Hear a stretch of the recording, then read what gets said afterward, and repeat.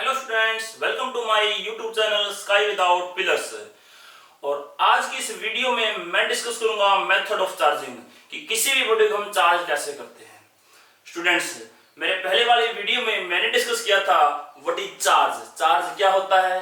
Charge दो type का होता है, पॉजिटिव और नेगेटिव।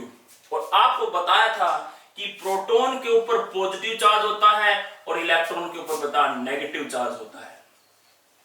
और साथ साथ ये बताया था कि इलेक्ट्रॉन के ऊपर चार्ज की वैल्यू होती है -1.6 इंटू 10⁻⁻19 कूलम चार्ज। और इतना ही अमाउंट ऑफ चार्ज प्रोटॉन का होता है, लेकिन प्लस सिंबल के साथ 1.6 इंटू 10⁻⁻19 कूलम चार्ज। और न्यूट्रॉन के ऊपर कोई चार्ज नहीं होता। और स्टूडेंट्स, आपको पता होना चाहिए कि जो स्ट्रक्चर होती है एटम की, उसके अंदर न्यूक्लियस के अंदर प्रोटॉन और न्यूट्रॉन होते हैं। और जितना नंबर ऑफ प्रोटॉन होता है बेटा, उतना ही नंबर होता है इलेक्ट्रॉन। इस कारण कि किसी भी एटम के ऊपर जो नेट चार्ज की वैल्यू होती है बेटा, होती है 0। नेट चार्ज होता है बेटा 0। उम्मीद करता हूं ये बातें आपको पता होंगी। और जो आज का हमारा टॉपिक है, हम किसी बॉडी को हम चार्ज करते कैसे हैं। बेटा, किसी भी बॉडी को चार्ज करने के 3 तरीके हैं। पहला तरीका है चार्जिंग बाय रबिंग या फिर चार्जिंग बाय फ्रिक्शन। दूसरा मेथड है चार्जिंग बाय इंडक्शन। और तीसरा मेथड है बेटा चार्जिंग बाय कंडक्शन। तो चलिए पहला मेथड डिस्कस करते हैं, चार्जिंग बाय रबिंग या फिर चार्जिंग बाय फ्रिक्शन।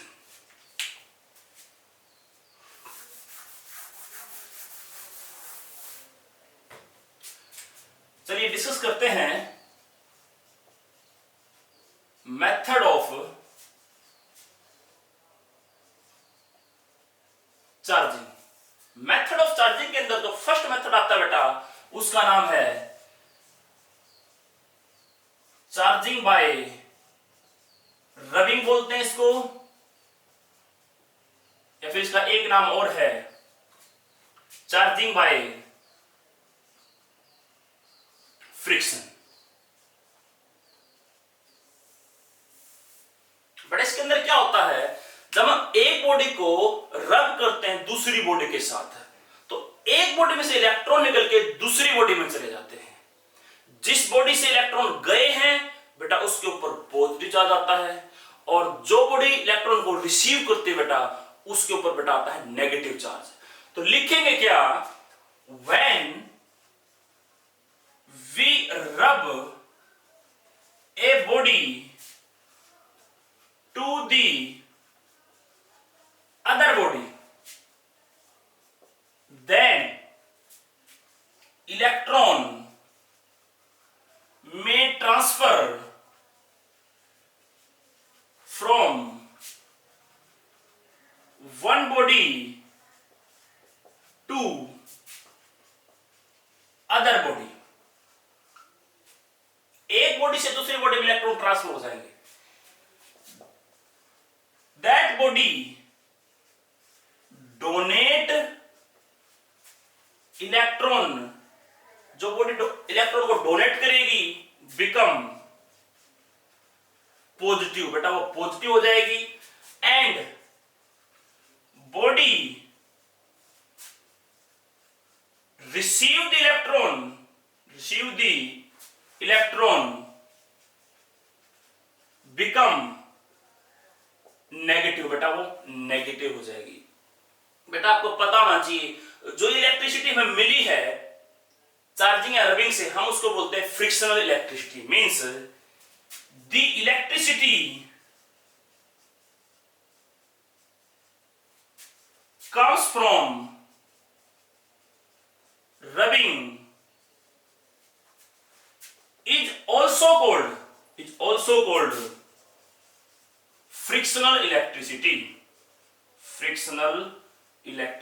बेटा इसका एक नाम और है, जो भी इलेक्ट्रिसिटी, जो भी चार्ज हमें रब करने के बाद मिला बेटा, हम उसको बोलते हैं फ्रिक्शनल इलेक्ट्रिसिटी। बेटा चार्जिंग और रबिंग के अंदर कुछ इंपॉर्टेंट पॉइंट्स हैं, चलिए वे डिस्कस कर लेते हैं। तो फर्स्ट पॉइंट है, तो चलिए डिस्कस कर लेते हैं चार्जिंग बाय फ्रिक्शन के या फिर चार्जिंग बाय रबिंग के कुछ important points.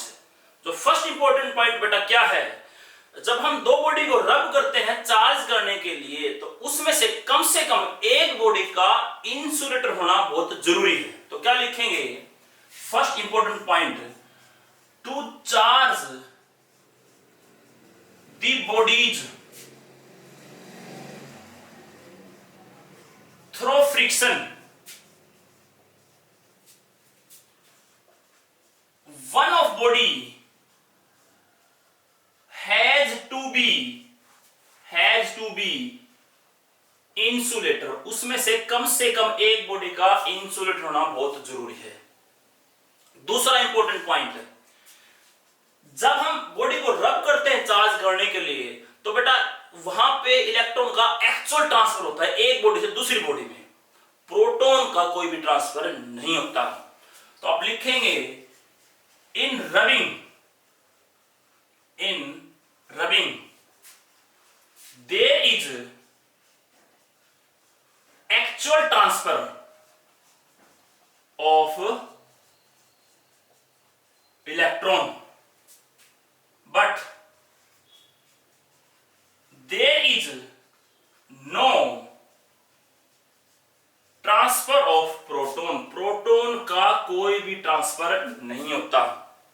Third important point, बेटा आपको पता है कि इलेक्ट्रॉन के पास अपना फाइनाइट मास है। जब इलेक्ट्रॉन एक बॉडी से दूसरे बॉडी में ट्रांसफर होता है, तो बॉडी के मास के अंदर चेंजेस आता है। तो आप लिखेंगे as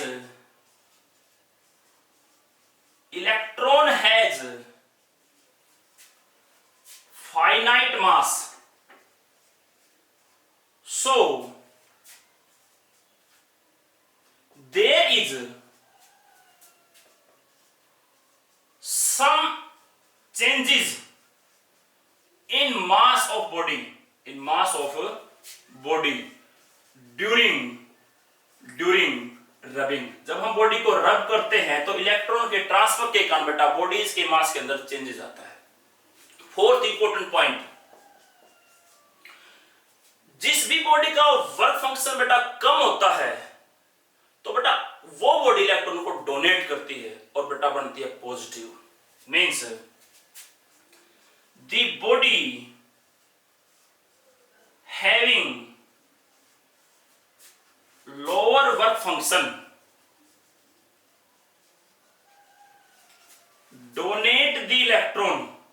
donate electron and become positive। बेटा वर्क फंक्शन क्या होता है? वो minimum amount of energy which is required to eject the valence electron, कि वैलेंस इलेक्ट्रॉन को निकालने में जो भी मिनिमम अमाउंट ऑफ एनर्जी है रिक्वायर है, उसको हम बोलते हैं बेटा वर्क फंक्शन। वर्क फंक्शन, ये बेसिक बातें बेटा। Minimum amount of energy required to eject the valence electron. बेटा ये कुछ चार इंपॉर्टेंट पॉइंट्स थे चार्जिंग बाय रबिंग के अंदर। बेटा अब हम डिस्कस करते हैं रब करने के बाद किस बॉडी के ऊपर पॉजिटिव चार्ज आता है और किस बॉडी के ऊपर बेटा नेगेटिव चार्ज आता है। तो डिस्कस करते हैं। तो एक टेबल बनाते हैं बेटा, एक साइड लिखते हैं बेटा पॉजिटिव और एक साइड लिखते हैं बेटा नेगेटिव।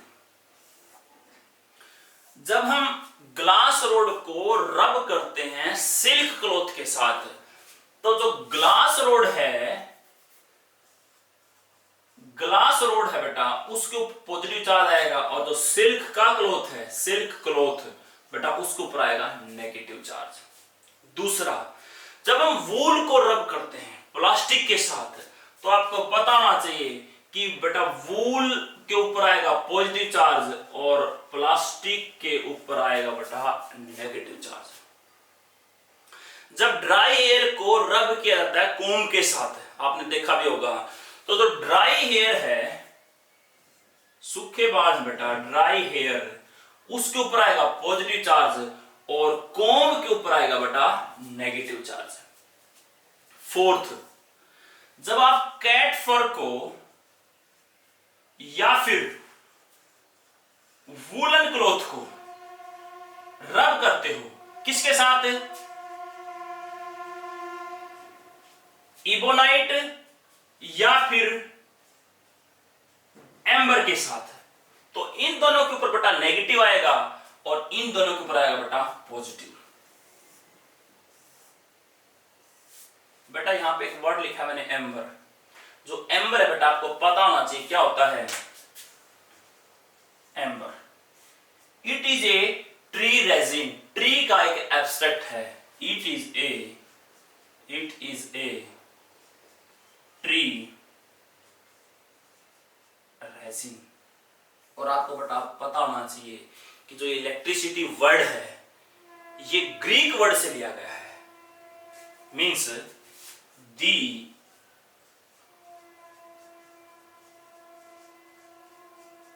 वर्ड इलेक्ट्रिसिटी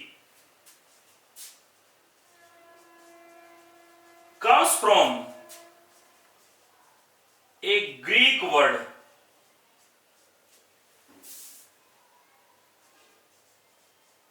इलेक्ट्रॉन, जिसका मतलब बेटा एम्बर होता है, विच मीन्स एम्बर। अब बेटा काम की बात यह है कि आपको यह कैसे पता चले कि किस बॉडी के ऊपर, किस मेटल के ऊपर पॉजिटिव आएगा और किस बॉडी के ऊपर बेटा नेगेटिव चार्ज आएगा। तो बेटा एक ट्राइबो इलेक्ट्रिसिटी सीरीज है जो हमें हेल्प करती है, जो हमें बताती है कि किस बॉडी के ऊपर पॉजिटिव आएगा और बेटा किस बॉडी के ऊपर नेगेटिव आएगा। तो चलिए डिस्कस करते हैं ट्राइबो इलेक्ट्रिसिटी सीरीज। चलिए डिस्कस करते हैं ट्राइबो इलेक्ट्रिसिटी सीरीज। इस सीरीज के अंदर हम मटेरियल को बेटा अरेंज करते हैं अकॉर्डिंग टू इंक्रीजिंग और decreasing tendency to lose the electrons.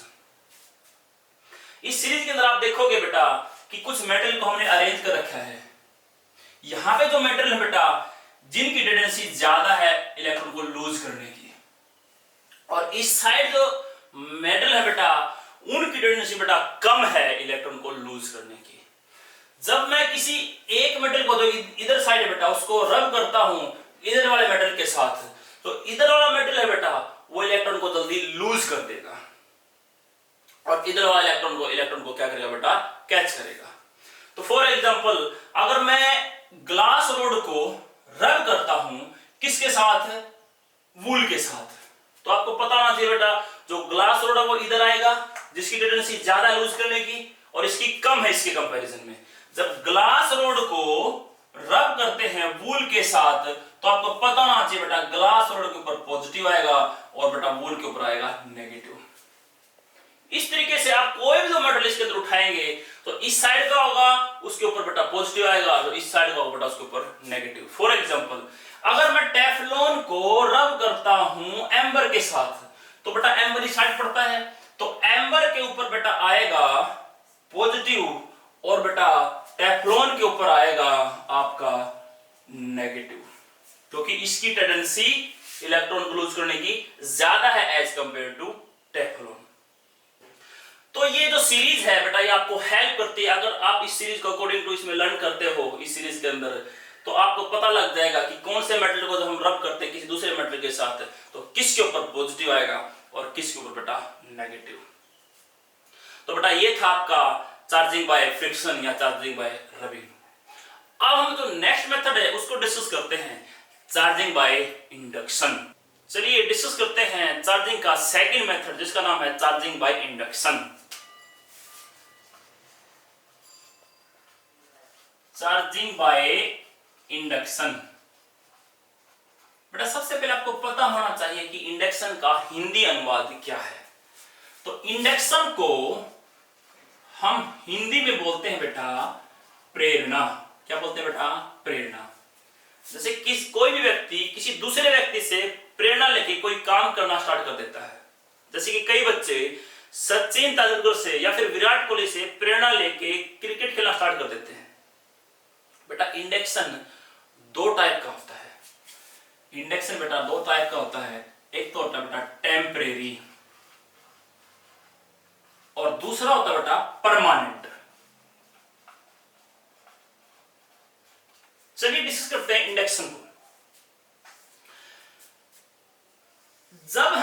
किसी न्यूट्रल बॉडी के पास है कोई चार्ज बॉडी लेके आते हैं, मान के चलते हैं कोई न्यूट्रल बॉडी है कि कोई चार्ज बॉडी है, मान लिया नेगेटिव चार्ज बॉडी को हम किसी न्यूट्रल बॉडी के पास लेके आते हैं। अब न्यूट्रल बॉडी के अंदर जो पहले से चार्ज मौजूद है, पॉजिटिव और नेगेटिव जो बराबर बराबर चार्ज मौजूद है, तो नेगेटिव चार्ज से होगा क्या, जो यहां का जो इलेक्ट्रॉन है वो बेटा शिफ्ट हो जाएगा दूसरे पार्ट की तरफ। अब यहां से जो इलेक्ट्रॉन शिफ्ट हुआ है उससे यहां पे बेटा क्या आ जाएगा, पॉजिटिव चार्ज आ जाएगा। अब ये इस बॉडी के अंदर जो चार्ज का रीडिस्ट्रीब्यूशन हुआ है due to the presence of a charge body, उसी को हम बोलते हैं बेटा इंडक्शन। तो इसको हम डेफिनेशन लिखेंगे। सबसे पहले इंडक्शन की डेफिनेशन क्या बनती है बेटा, एक ये फिनोमिना है बेटा, क्या बेटा, एक फिनोमिना। तो it is the phenomena, it is the phenomena in which redistribution of charges, redistribution of charges of a given body, given body का चार्ज का redistribution हुआ है due to the presence of nearby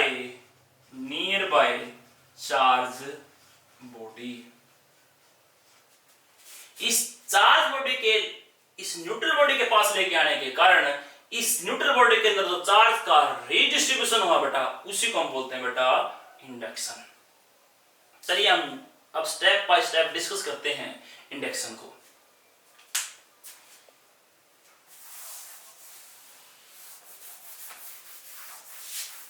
चलिए पहले step में हम क्या करते हैं, एक मेटालिक स्फीयर को लेके आते हैं, और तो मेटालिक स्फीयर बेटा वो किसी भी इंसुलेटिंग स्टैंड के ऊपर खड़ा है बेटा। ये कोई मेटल का स्फीयर है, मेटल का ये एक स्फीयर है, ये ऊपर रखा हो बेटा किसी भी इंसुलेटिंग स्टैंड के ऊपर। इस मेटल के स्फीयर के नजदीक हम बेटा कोई भी एक चार्ज बॉडी लेके आते हैं, से नेगेटिव या कोई भी मान लिया पॉजिटिव चार्ज बॉडी हम लेके आते हैं।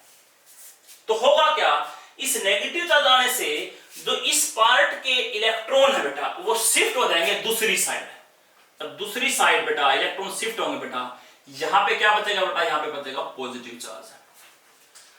तो ये चार्ज का रीडिस्ट्रीब्यूशन हुआ बेटा इस स्फीयर के अंदर, उसको हमने बोला बेटा इंडक्शन। अब ये जो इंडक्शन है बेटा ये एक टेम्परेरी इंडक्शन है। कैसे, अगर मैं इस पॉजिटिव चार्ज या सॉरी इस नेगेटिव चार्ज को रिमूव करता हूं, इस नेगेटिव चार्ज को रिमूव करता हूं, तो बेटा जो ये पॉजिटिव और नेगेटिव चार्ज जो है सेपरेट हुए हैं, ये रीडिस्ट्रीब्यूट हुए हैं बेटा, ये दोबारा से मिक्स हो जाएंगे। तो हुआ ना बेटा ये टेम्परेरी इंडक्शन। अगर मेरे को ये परमानेंट इंडक्शन करना है तो मैं क्या करूंगा बेटा, दो मेटल के स्फीयर लूंगा बेटा। एक मेटल का स्फीयर बेटा ये है और दूसरा मेटल का स्फीयर पहले मेटल के स्फीयर के साथ टच करके रखूंगा और दोनों को किसी भी इंसुलेटिंग स्टैंड के ऊपर मैं रखूंगा। मान लिया ये मेटल का स्फीयर ए है, ये दूसरा मेटल का स्फीयर बेटा बी है। जब मैं पहले से कोई भी चार्ज बॉडी है से नेगेटिव चार्ज बॉडी को इनके नजदीक लेके आता हूं, तो जो एक इलेक्ट्रॉन है बेटा वो रिपल्सन से शिफ्ट होके दूसरे मेटल स्फीयर के अंदर आ जाएंगे और बेटा यहां पे क्या बचेगा, यहां पे बचेगा बेटा पॉजिटिव चार्ज। अब अगर तो मैं इसको रिमूव कर लेता हूं तो दोबारा से फिर मिक्स हो जाएंगे बेटा, तो वही टेम्परेरी इंडक्शन है। लेकिन अगर मैं इस सिचुएशन के अंदर इन दोनों को सेपरेट कर दूं, सेपरेट करने के बाद सिचुएशन कैसी बनेगी बेटा, इसके ऊपर बेटा पॉजिटिव चार्ज आ जाएगा और इसके ऊपर बेटा रह जाएगा नेगेटिव चार्ज। ये पहले से जो रोड मौजूद है नेगेटिव चार्ज की। अब इसके बाद अगर मैं इसको रिमूव करता हूं, इस नेगेटिव चार्ज को रिमूव करता हूं, तो ये पॉजिटिव चार्ज है बेटा ये यूनिफॉर्मली डिस्ट्रीब्यूट हो जाएगा। मतलब ये जो पॉजिटिव चार्ज है ये पूरी की पूरी बॉडी के अंदर डिस्ट्रीब्यूट हो जाएगा और ये जो नेगेटिव चार्ज है यूनिफॉर्मली डिस्ट्रीब्यूट हो जाएगा। तो इससे ये क्या हो गया बेटा, ये चार्ज परमानेंट आपका सेपरेट हो गया। इसको बोलते हैं बेटा परमानेंट इंडक्शन। एक तरीका और है परमानेंट इंडक्शन करने का, चलिए वो स्टडी करते हैं।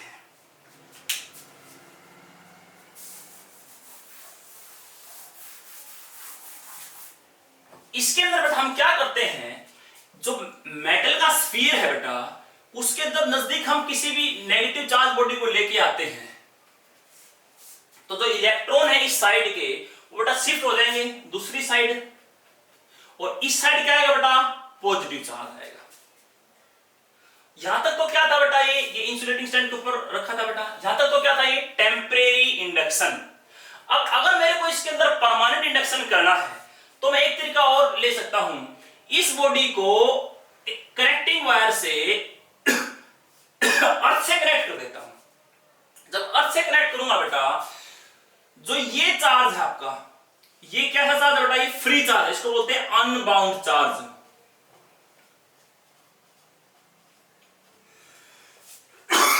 Unbound charge.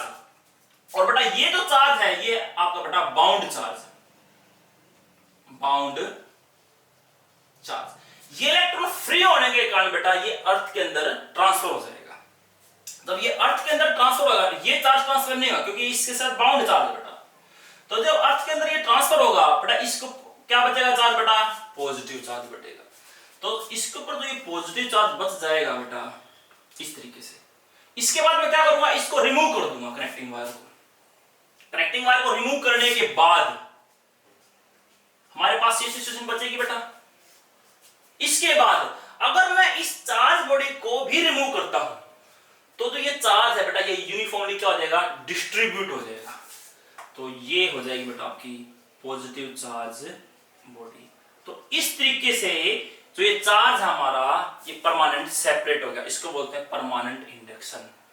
तो आपने देखा बेटा कि हम किसी भी बॉडी को बाय इंडक्शन कैसे चार्ज करते हैं। इंडक्शन के अंदर दो तीन चीजें और है समझने की, वो डिस्कस करते हैं। चलिए डिस्कस करते हैं कुछ और इंपॉर्टेंट बातें इंडक्शन के अंदर। अगर हम किसी भी इंसुलेटिंग मटेरियल को नेट चार्ज देते हैं बाय इंडक्शन तो बेटा ये पॉसिबल नहीं हो पाता। हाँ, लेकिन उसके अंदर हम इंड्यूस चार्ज प्रोड्यूस कर सकते हैं। लेकिन कैसे, अगर हम मेटल स्फीयर की जगह किसी भी इंसुलेटिंग मटेरियल के स्फीयर को लेते हैं और उसके नजदीक किसी भी चार्ज बॉडी को लेके आते हैं, से नेगेटिव चार्ज बॉडी को लेके आते हैं, तो होता क्या है भाई, इंसुलेटिंग मेटल के अंदर तो इलेक्ट्रॉन फ्री होता नहीं है, उसके अंदर क्या इलेक्ट्रॉन बाउंड होता है। तो उसके अंदर जो एटम है, एटम का जो डाइपोल है बेटा वो अलाइन हो जाएगा इस तरीके से। मान लिया जो उसका नेगेटिव चार्ज है वो थोड़ा शिफ्ट हो जाएगा और पॉजिटिव चार्ज थोड़ा इस तरीके से शिफ्ट हो जाएगा। Means centre of positive charge और centre of negative charge of any atom of insulating material separated by small distance. तो इस तरीके से सिचुएशन बन जाएगी बेटा, ये किसी भी एटम का पॉजिटिव चार्ज, ये नेगेटिव चार्ज, ये पॉजिटिव चार्ज, ये नेगेटिव चार्ज, इस तरीके से उसके जो डाइपोल बनेंगे बेटा वो बेटा क्या हो जाएंगे, अलाइन हो जाएंगे। इस तरीके से वो क्या हो जाएंगे बेटा, अलाइन हो जाएंगे। हाँ, हम देखेंगे कि इस सरफेस के ऊपर पॉजिटिव चार्ज इंड्यूस हो चुका है और इस सरफेस के ऊपर नेगेटिव चार्ज आपका ये इंड्यूस हो चुका है। मींस टेम्परेरी इंडक्शन आपकी यहां पे हो चुकी है। लेकिन अगर हम इसको परमानेंट इंडक्शन करने की कोशिश करते हैं, मींस इस बॉडी को नेट चार्ज देने की कोशिश करते हैं, तो अगर हम इसको कनेक्टिंग वायर से कनेक्ट करते हैं तो जो ये नेगेटिव चार्ज है, ये जो इलेक्ट्रॉन है बेटा, ये अर्थ में ट्रांसफर नहीं होंगे। क्यों? क्योंकि ये मूव नहीं कर पाएंगे, क्योंकि इंसुलेटिंग मटेरियल के अंदर आपका जो इलेक्ट्रॉन है वो फ्री नहीं होता। तो ये बात नोट करेंगे कि इंसुलेटिंग मटेरियल के अंदर हम नेट चार्ज प्रोड्यूस नहीं कर सकते बाय इंडक्शन मेथड। तो आपको नोट क्या करना है, लिखेंगे if we use sphere of insulating material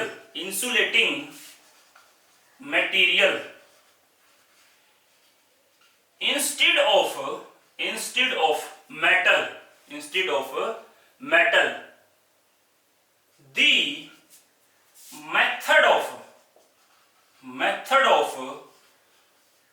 producing net charge by induction would not work, बेटा ये वर्क नहीं करेगा। इंपॉर्टेंट बात है बेटा ये, because electron is not free in insulating material। इसके अलावा और भी बहुत इंपॉर्टेंट बातें हैं बेटा इंडक्शन के अंदर, वो डिस्कस करते हैं। चलिए और इंपॉर्टेंट बातें डिस्कस करते हैं इंडक्शन के बारे में। इंपॉर्टेंट बातें नोट करेंगे बेटा। इंडक्शन खाली बॉडी के अंदर पॉसिबल होगा, किसी भी पॉइंट ऑब्जेक्ट के अंदर इंडक्शन पॉसिबल नहीं होगा। मींस इंडक्शन लिखेंगे बेटा, induction possible only in body, खाली बॉडी के अंदर पॉसिबल होगा। Induction not possible in point object. बेटा अगर हम ऑब्जेक्ट पॉइंट लेते हैं, बिल्कुल छोटा ऑब्जेक्ट लेते हैं, तो उसके अंदर इतना स्पेस नहीं होता कि चार्ज सेपरेट हो पाए। इसलिए इंडक्शन किसी भी पॉइंट ऑब्जेक्ट के अंदर पॉसिबल नहीं होता। दूसरा इंपॉर्टेंट बात हम डिस्कस करेंगे, टू सिमिलर पॉइंट चार्ज, अगर दो सिमिलर पॉइंट चार्ज हैं, मस्ट रिपेल ईच अदर, वो हमेशा आपस में बेटा रिपेल करेंगे, वो कभी भी अट्रैक्ट नहीं करेंगे। ये बात आपने पढ़ रखी है। लेकिन बट टू सिमिलर ऑब्जेक्ट बोलो या फिर बॉडी बोलो, अगर दो सिमिलर चार्ज बॉडी हैं, टू सिमिलर चार्ज बॉडी में अट्रैक्ट ईच अदर, बेटा वो अट्रैक्ट आपस में कर सकती हैं ईच अदर। अब आप बोलोगे सर दो सिमिलर चार्ज बॉडी आपस में अट्रैक्ट कैसे करती हैं? बेटा इसका आंसर होगा बाय इंडक्शन। कैसे अट्रैक्ट कर सकती हैं? देखिए हमारे पास एक बॉडी है, ये मान के चलते हैं पॉजिटिव चार्ज बॉडी है, और दूसरी भी हमारे पास एक पॉजिटिव चार्ज बॉडी है, मान के चलते हैं। लेकिन कंडीशन क्या है कि किस कंडीशन के अंदर दो सिमिलर चार्ज बॉडी में कर भी सकती है और नहीं भी कर सकती, में अट्रैक्ट ईच अदर। अगर एक बॉडी के पास जो चार्ज की अमाउंट है वो बहुत ज्यादा है दूसरी बॉडी के ऊपर जो चार्ज उससे, देखिए इसके पास चार्ज ज्यादा है इससे, तो होगा क्या, बाय इंडक्शन ये पॉजिटिव चार्ज इसके नेगेटिव चार्ज को बेटा अट्रैक्ट करेगा और पॉजिटिव चार्ज को बेटा रिपेल करेगा, यहां पे जो भी चार्ज होंगे और इसके अलावा, इस तरीके से सिचुएशन बन जाएगी। अब ये जो पॉजिटिव चार्ज है दो, इसके नेगेटिव चार्ज को अट्रैक्ट करेंगे और जो पॉजिटिव चार्ज दो होंगे उसको ये रिपेल करेंगे, ये सिचुएशन बन जाएगी बेटा। तो आप देखेंगे ये पॉजिटिव और नेगेटिव तो बेटा आपस में कैंसिल हो जाएंगे, ये पॉजिटिव और नेगेटिव आपस में कैंसिल हो जाएंगे, बचेगा ये नेगेटिव और ये पॉजिटिव, इनके आपस में क्या होगी बेटा, अट्रैक्शन होगी। और जो ये अट्रैक्शन है इनके बीच में ये ज्यादा होगी एज कंपेयर टू, अगर इन चार्ज और इस चार्ज के बीच में हम रिपल्सन देखें उससे। क्यों? क्योंकि इन चार्ज के बीच में जो डिस्टेंस है वो ज्यादा है as compare to this charge. तो आपको पता है जो ये फोर्स है बेटा ये इनवर्सली प्रोपोर्शनल होता है डिस्टेंस के स्क्वायर के। जो चार्ज और चार्ज के बीच में फोर्स लगता है बेटा वो डिस्टेंस के स्क्वायर के इनवर्सली प्रोपोर्शनल होता है। तो चार्ज का अगर डिस्टेंस ज्यादा होगा, बेशक वो चार्ज ज्यादा हो, डिस्टेंस ज्यादा होने से बेटा उनके बीच में फोर्स की वैल्यू क्या होगी, कम होगी, और यहां जो फोर्स की वैल्यू क्या होगी बेटा, ज्यादा होगी। तो जो ये फोर्स है डोमिनेट हो जाएगा इस फोर्स से। इसलिए अब ये इंडक्शन हुआ है, इस पॉजिटिव चार्ज ने इस नेगेटिव चार्ज को अट्रैक्ट किया, इसके पॉजिटिव चार्ज को तो रिपेल किया। ऐसे ही ये दोनों पॉजिटिव चार्ज ने दो नेगेटिव चार्ज को अट्रैक्ट किया और दो पॉजिटिव चार्ज को क्या किया, रिपेल किया। तो ये क्या हुआ बेटा, ये इंडक्शन होने लग रहा है। तो by induction it is possible कि दो सिमिलर चार्ज बॉडी हैं, नॉट पॉइंट चार्ज, क्योंकि पॉइंट चार्ज के अंदर इंडक्शन पॉसिबल होगा नहीं। तो दो सिमिलर चार्ज बॉडी हैं मे अट्रैक्ट ईच अदर। चलिए इसके ऊपर कुछ क्वेश्चन डिस्कस कर लेते हैं। इंडक्शन के अंदर एक क्वेश्चन डिस्कस करते हैं। चलिए अब एक कंसेप्चुअल क्वेश्चन डिस्कस कर लेते हैं बेटा इंडक्शन के ऊपर। क्वेश्चन लिखेंगे why a charged rod attract the paper pieces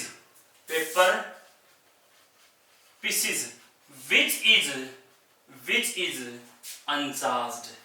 भाई कोई भी एक अनचार्ज पेपर का पीस है उसको एक चार्ज रोड कैसे अट्रैक्ट कर सकती है?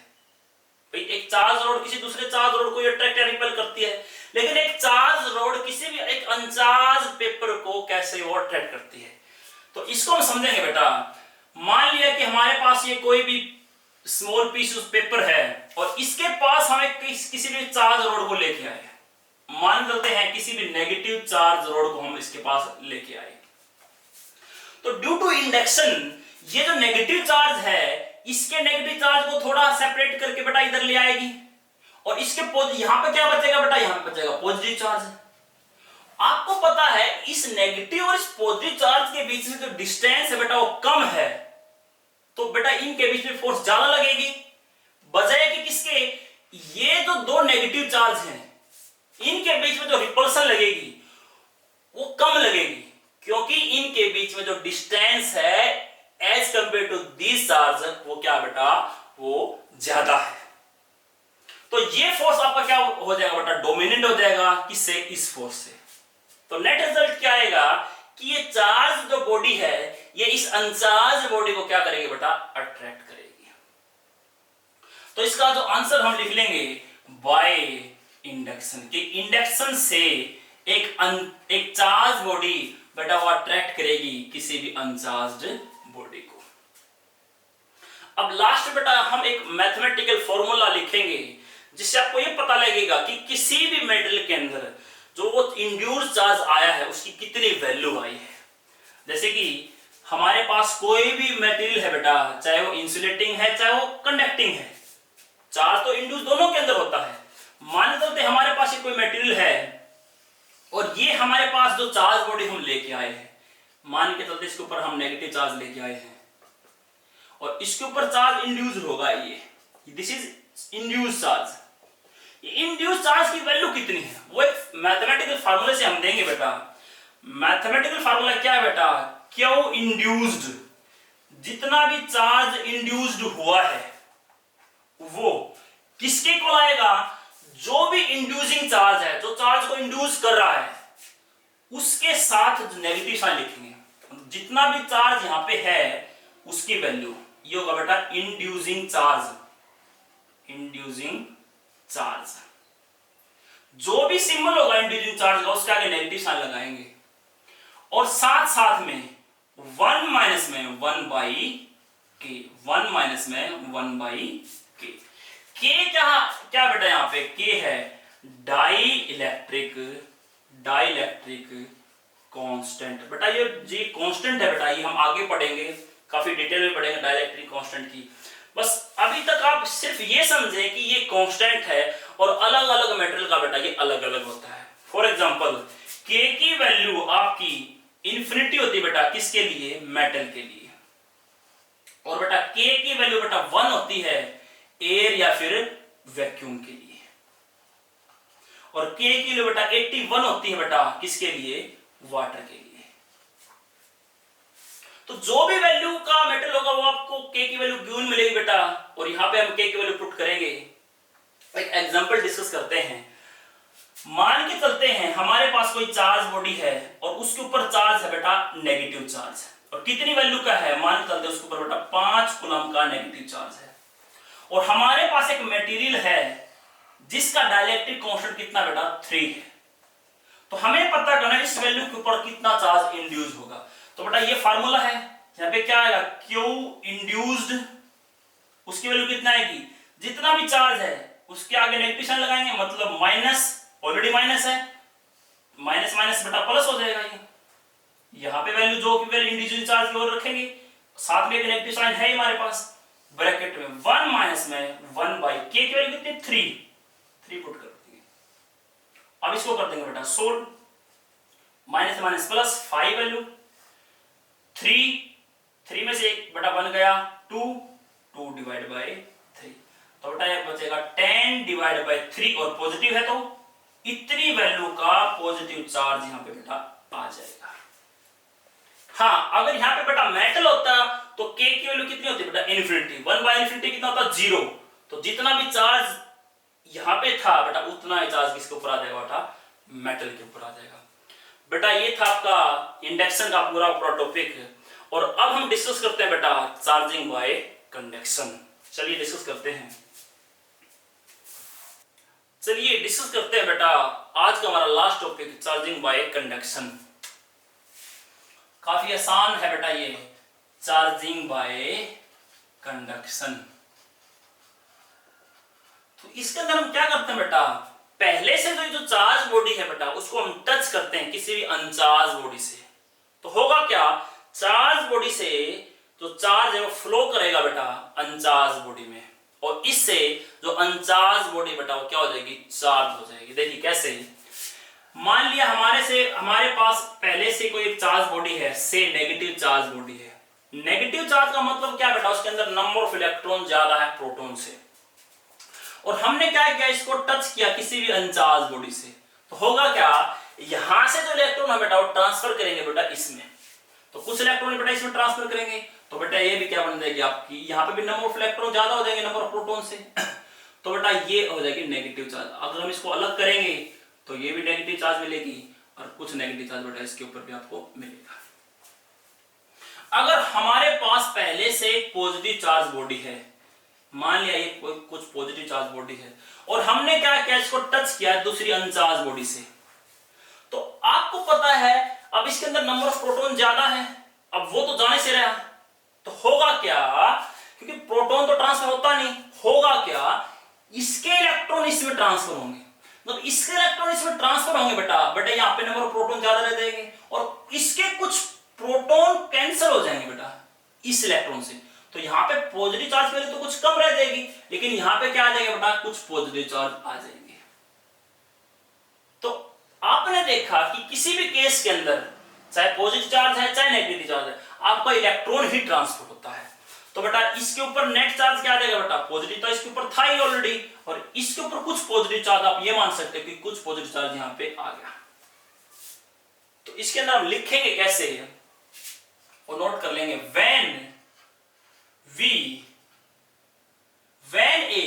when a charged body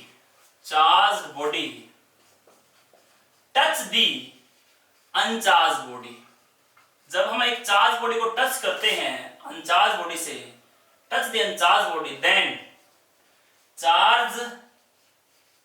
charge flow from a charged body to uncharged body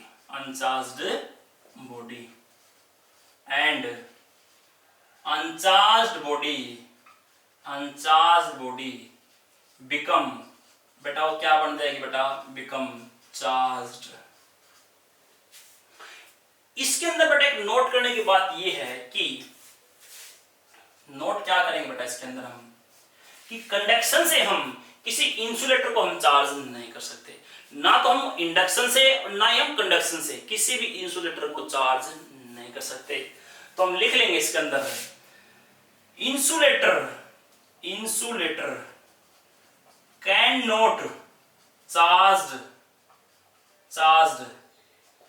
neither by induction nor by conduction, ना तो हम कंडक्शन से चार्ज कर सकते और ना ही हम इंडक्शन से चार्ज कर सकते। क्यों, अगर हम इसको चार्ज बॉडी है हमारे पास पहले से, किसी भी अनचार्ज बॉडी जो इंसुलेटर है उसको हम टच करते हैं, तो आपको पता है इंसुलेटर के अंदर तो चार्ज फ्लो करता ही नहीं है, उसके अंदर तो आपका चार्ज बाउंड होता है बेटा, तो इसलिए इंसुलेटर को ना तो हम कंडक्शन से और ना ही हम इंडक्शन से उसको हम चार्ज कर सकते। तो बेटा ये 3 मेथड हमने डिस्कस किए बेटा। आशा करता हूं आपको ये वीडियो पसंद आई। अगर आपको ये वीडियो पसंद आई तो इसको लाइक करें, चैनल को सब्सक्राइब करें और शेयर करें। Thank you very much.